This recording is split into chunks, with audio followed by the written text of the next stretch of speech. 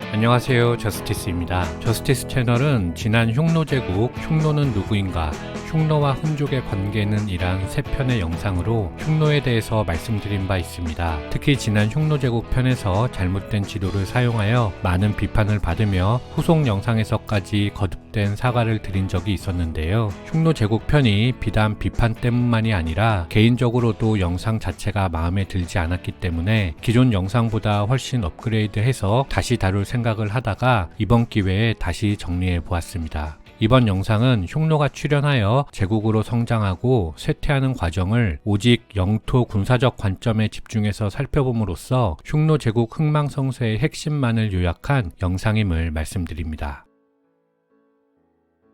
중국 서북부 황하가 크게 구부러져 흐르는 곳의 아래에 오르도스 혹은 하남의 땅이라 불리는 넓은 목초지가 있는데 이곳은 유목 생활을 하는 흉노인들에게 매우 훌륭한 거점이었습니다. 하지만 기원전 215년 북방 유목민의 위험을 느낀 진시황이 장군 몽염에게 10만의 군사로 흉노를 공격하게 하여 흉노는 오르도스를 상실하고 황하 북쪽으로 밀려났습니다. 그리고 진시황은 그곳에 장성을 쌓아 더 이상 흉노가 넘어오지 못하게 막았죠. 그런데 이것은 유목민들에게 영토를 넘어 생존 자체를 위협하는 문제였기 때문에 이런 위기 상황을 타개하려는 움직임 속에서 묵특이라는 잔인하면서도 강력한 인물이 등장해 흉노 제국이 탄생되었습니다. 묵특은 아버지인 두만선우를 살해하고 통치권을 확립한 냉혈한으로 권력을 장악한 이후 그는 대표적으로 동쪽으로는 동호, 서쪽으로는 월지를 밀어내고 남쪽으로는 누번과 백양, 북쪽으로는 호뉴, 굴사 등 크고 작은 유목 부족들을 모두 복속시키며 흉노를 제국으로 성장시킨 인물입니다. 그런데 이와 비슷한 시기에 중국 대륙에서도 진나라가 멸망하고 한나라가 새롭게 중원을 통일하면서 중원에서도 대제국이 등장한 것이었죠. 북쪽 유목민의 세력도 시간이 갈수록 흩어지기보다는 점차 하나로 통일되고 비슷한 시기에 남쪽의 정주 문명도 제국으로 통일되면서 양국 모두 통일로 응축된 힘을 외부로 표출할 대상이 필요했기 때문에 이후 수세기에 걸친 흉노 제국과 한 제국의 충돌은 정치 군사적인 측면에서 바라봐도 매우 자연스러운 결과였다고 할 수 있겠습니다. 묵특이 동쪽의 동호를 정복하는 과정은 지난 흉노제국 편으로 대체하고 이번 영상에서는 묵특이 공격한 유목부족 중에서 월지를 간략히 보겠습니다. 왜냐하면 흉노가 월지를 공격해서 그들을 서쪽으로 밀어낸 결과가 중앙아시아와 인도 북서부의 민족이동을 초래할 정도로 중요한 의미를 가지기 때문입니다. 인구억의 유목민으로 여겨지는 월지는 원래 도낭과 칠엔 산맥, 즉 지금의 감숙 서부 지역과 하소회랑 근처에서 살던 사람들이었습니다. 그런데 월지가 기원전 176년경에 흉노의 공격으로 본거지를 빼앗기자 텐샨 북방의 1, 2강 지역으로 이주하여 그곳에서 대월지를 세웠습니다. 그러다가 기원전 139년경 한 무제가 흉노를 정벌하는데 월지를 이용하기 위해서 장건을 파견했을 때 월지는 다시 흉노의 공격을 받아 아무다리아 지역으로 이동하였습니다. 이렇게 월지가 서투르키스탄 지역에 새롭게 나라를 세운 후 남쪽의 대하를 점령하고 그곳에 5 제후국을 세웠는데 그중 귀샹이 나머지 4 제국을 병합하고 쿠샨 제국을 건설한 것이지요. 정리해보면 흉노가 감숙에서 월지를 서쪽으로 밀어낸 결과가 기존의 중앙아시아 서부 지역에 존재하던 헬레니즘 세계를 붕괴시켰고 그와 동시에 인도 북서부에 예상치 못한 새로운 제국을 건설하게 만든 원인이 되었다고 하겠습니다. 재미있는 것은 이런 민족적 연쇄 이동은 중앙아시아뿐만 아니라 유럽과 동아시아에서도 일어난다는 점이죠. 흉노는 월지를 공격할 때 그 밖의 서역 도시국가들도 같이 공격하였습니다. 대표적인 도시로는 타린분지 동쪽 룸노르 부근의 누란, 텐샨 산맥 북방의 오손, 보로탈라 산맥 북방의 오걸 등이 있는데요. 아울러 흉노는 그 밖에 타린분지 주변의 크고 작은 오아시스 도시들도 모두 공격하여 속국으로 삼았습니다. 사막 속 오아시스라는 혹독한 환경에서 살아야 했던 작은 도시국가들은 거대한 제국의 기마병 앞에 굴복하고 조공을 바칠 수밖에 수밖에 없었던 것이었죠. 이렇게 볼 때 흉노는 제국으로 성장하는 묵툭 시기부터 점차 서부로 세력을 확장하여 하서회랑을 지나 텐샨 산맥의 남부와 북부까지 영향을 미쳤던 것으로 볼 수 있겠습니다. 한편 흉노의 진정한 적은 남쪽에 있었습니다. 바로 중원을 통일한 한나라인데요. 한 고조 유방은 중원을 통일한 기세를 몰아 기원전 200년 직접 흉노를 정벌하러 나섰습니다. 하지만 고조가 30만이 넘는 본대에서 떨어져 평성의 백등산에서 흉노에게 포위되어 버렸는데요. 이때 묵툭의 부인이 한나라 측으로부터 고급 모피를 받고 묵툭을 설득함에 따라 한 고조가 포위를 뚫고 탈출하는데 이것이 평성의 치입니다. 평성의 굴욕 사건 이후 흉노와 한나라는 사신을 통해 화친을 맺었고 이때부터 한나라가 흉노에게 세패를 바치기 시작합니다. 그러니까 한나라는 건국하자마자 흉노 제국에게 굴복한 것이었죠. 이렇게 흉노의 군주는 장성 이북의 유목민을 통합하였을 뿐만 아니라 중원의 풍부한 물자를 전쟁을 통하지 않고도 입수하게 되면서 자신의 지배권을 확립하여 흉노 제국의 기틀을 확고히 다질 수 있게 되었습니다.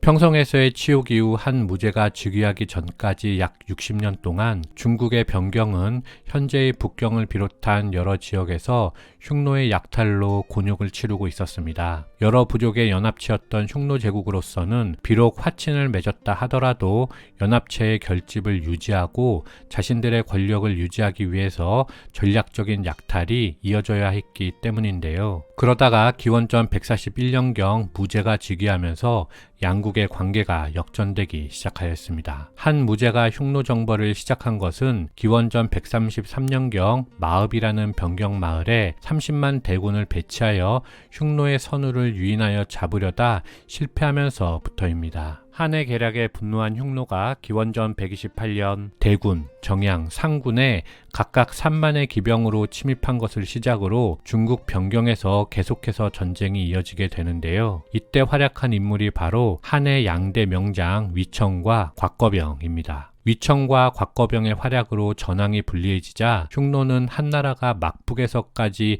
작전을 펼치기는 힘들 것으로 예상하고 자신들의 근거지를 고비사막 북쪽으로 이동시켰습니다. 하지만 한나라는 기원전 121년 예상과 달리 위청과 곽거병을 선두로 각각 5만의 기병을 출격시켜 흉노를 정벌하였습니다. 게다가 기원전 123년 이후 무제는 곽거병을 선두로 하여 하서 지역의 흉노 왕들도 공격하며 하서회랑마저 차지하게 되는데 그 흉노 왕 중 하나가 바로 우리에게 잘 알려진 흉노 휴도왕입니다. 바로 이쯤이 휴도왕의 영역인데요. 지난 흉노제국 편에서 괜히 역사 스페셜 이야기를 꺼냈다가 욕을 많이 먹었던 기억이 나네. 한편 무제는 기원전 104년 이사장군 이광리를 파견하여 대환을 공격하면서 흉노제국 서쪽 밖까지 공격하였는데 1차 공격은 실패하였고 이후 기원전 102년 제2차 원정에서 대환의 수도 귀산성을 굴복시키는 데 성공하였습니다. 이렇게 전한의 무제 시기의 흉노는 중국 변경을 잃고 하서회랑도 상실하면서 북쪽으로 쫓겨났지만 완전히 무장 해제되지는 않았기 때문에 훗날을 도모할 수 있는 기회는 남아있게 됩니다. 참고로 흉노와 전한의 2차 충돌은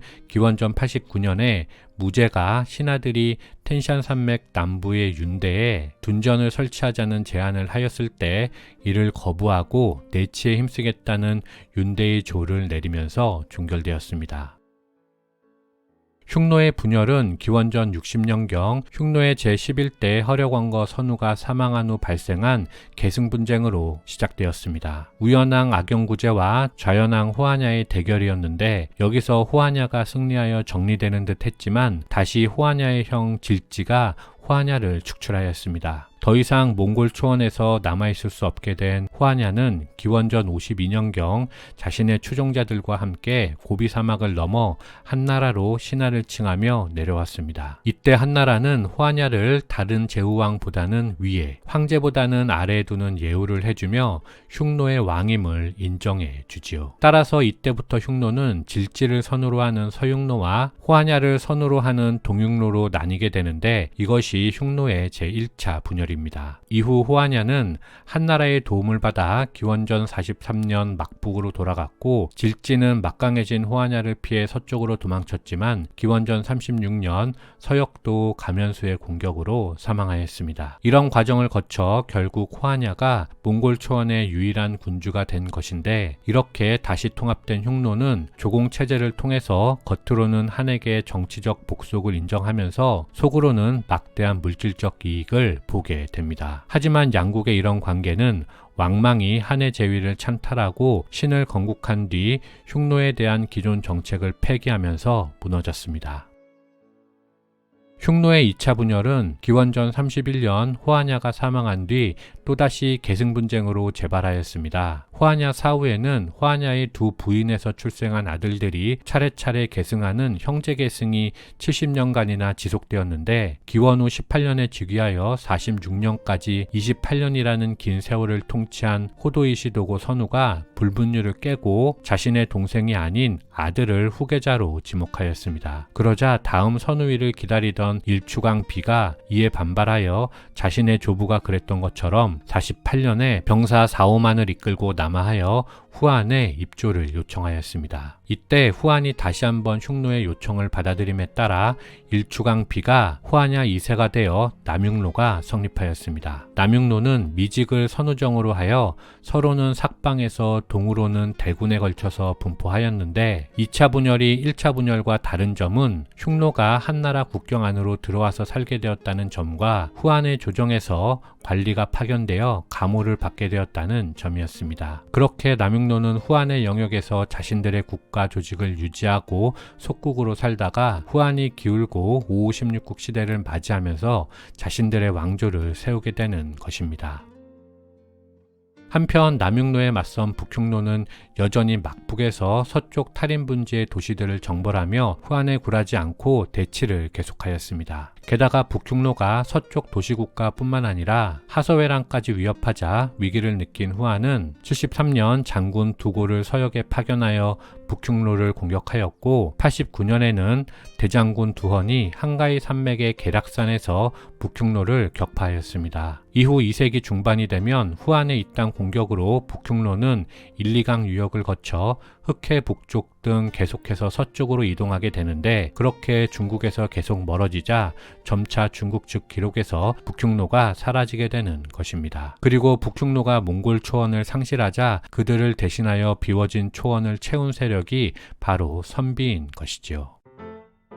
흉노는 묵특이 기원전 209년경 선우로 등장한 이후 기원 후 2세기 중반까지 약 3세기 반 동안 몽골 초원의 패권을 차지한 제국이었습니다. 2세기 중반 비록 북흉노는 서쪽으로 쫓겨났지만 남흉노는 후한 말까지도 살아남아서 현재의 하남성 황하 이북 지역과 산서성 동부 지역을 중심으로 세력을 형성하고 있었습니다. 따라서 3세기 초 조조는 남흉노 세력을 약화시키기 위해서 그들을 5부로 나누어 섬서, 산서, 하북 일대로 분산시켰습니다. 하지만 이 조치가 오히려 흉노가 북중국에 자리 잡고 강력한 정치 세력으로 부상하는 계기를 만들어 줍니다. 그리고 556국 가운데 흩어진 흉노족을 통일하고 처음으로 건국된 비한족계 왕조가 바로 자부수령 유연의 전조이죠. 이상 마치겠습니다. 감사합니다.